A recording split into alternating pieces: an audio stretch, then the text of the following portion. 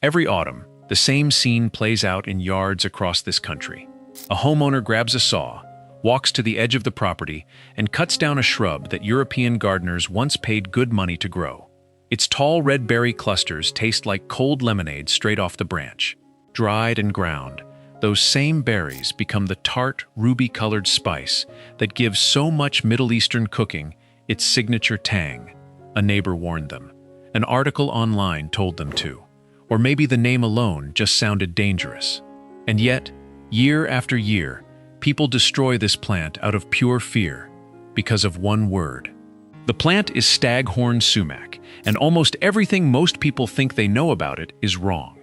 Over the next few minutes, you'll find out how this confusion started in the first place, how to tell the harmless species from the dangerous one in about 10 seconds, and why this exact shrub was once a status symbol in the finest gardens of England. You'll also see exactly what's hiding inside those red berries, and why a spice jar at the grocery store might be selling you something that's already growing wild near your own home. Because this isn't just a story about a gardening mistake. It's about a centuries-old mix-up that nearly erased one of the most useful wild plants in North America from memory. Stick around, and you'll never look at this shrub the same way again, and you might just make your own glass of wild lemonade from it this fall. To understand how this happened, we have to go back almost 400 years. In 1629, the English herbalist John Parkinson catalogued a North American plant he called the buck's horn tree of Virginia.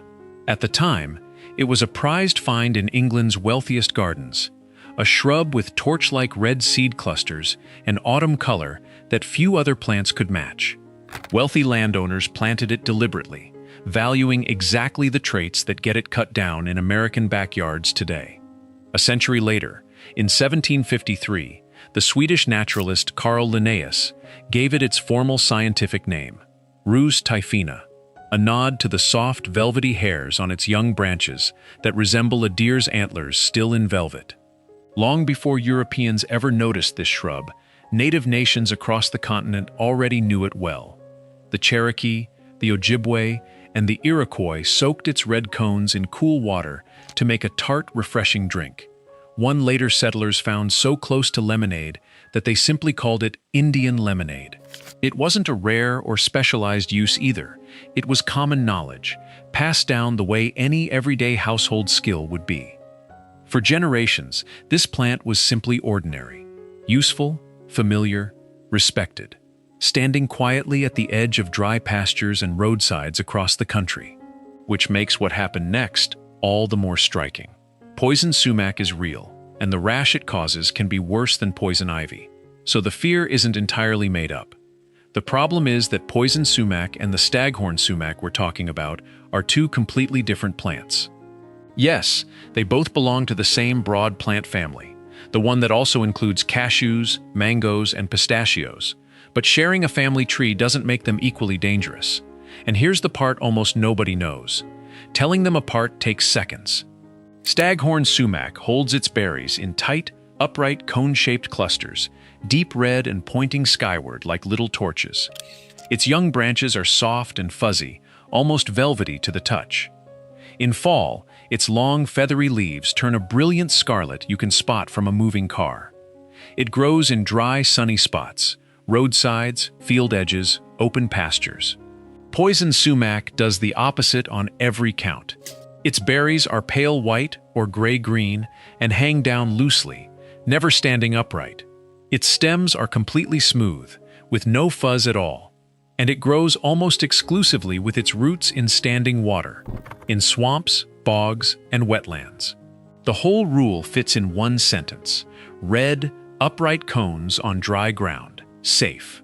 White, drooping berries in a swamp, leave it alone. If you're standing on dry land near a roadside, odds are you're not looking at poison sumac at all. It's one of the simplest plant identifications you'll ever make. And once you can spot it, the next question gets far more interesting. What's actually hiding inside those berries? Run your finger across one of those clusters, and it comes away dusted, almost frosted, with a fine, sour coating. That's the part doing all the work. Long before anyone feared this plant, it was part of daily life for indigenous peoples.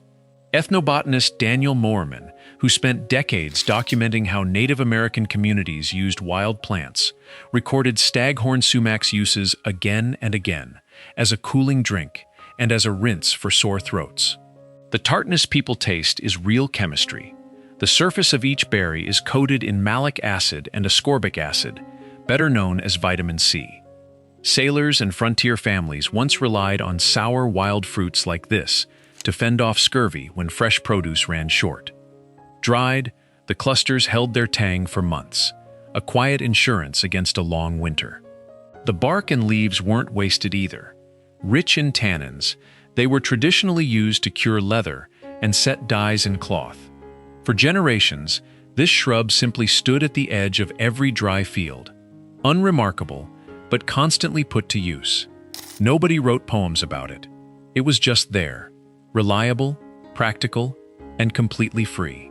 And that same tart coating you just felt under your fingertip is the exact reason people 3 continents away pay real money to sprinkle it over dinner. Picture a warm piece of flatbread, glossy with olive oil, dusted in a deep, brick-red powder that hits your tongue before the bread even does.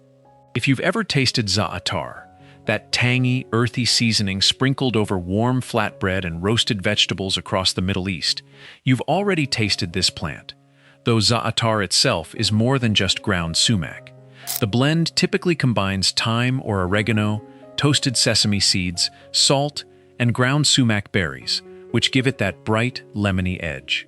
The sumac sold commercially usually comes from a Mediterranean relative in the same genus. But the staghorn sumac, growing wild along American roadsides, carries a very similar sharp, tart flavor, one people overlook here while paying good money for a small imported jar of it elsewhere. Making your own version at home is genuinely simple. Pick the deep red clusters on a dry day, since rain washes away the tangy coating that carries the flavor. Break the cones apart and soak them in cool or room temperature water for 10 to 20 minutes until the water turns a soft pink. Strain it through a cloth or coffee filter, sweeten it to taste, and that's it. One rule matters more than any other: never use hot water. Heat pulls bitter tannins out of the plant and turns a bright drink harsh instead of clean and tart. And if you dry the berries and grind them yourself, you've essentially made your own jar of that imported spice, for free. Just leave a few cones behind for the birds. Which raises an uncomfortable question. Who actually benefits from a free, edible plant disappearing from public memory? No law banned staghorn sumac. There was no scandal, no official warning. It simply faded quietly, generation after generation, passed down like a cautious family habit, from a wary parent to a wary child, until nobody remembered where the fear started in the first place. Think about what fills the gap once that knowledge is gone. A lawn and garden industry sells chemical treatments for the weeds growing at the edge of your yard, the same edge where staghorn sumac has been quietly making free lemonade and free vitamin C this whole time.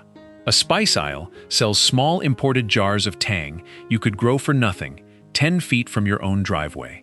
None of this required a conspiracy. It only required silence, repeated long enough that a useful plant turned into a threat by default.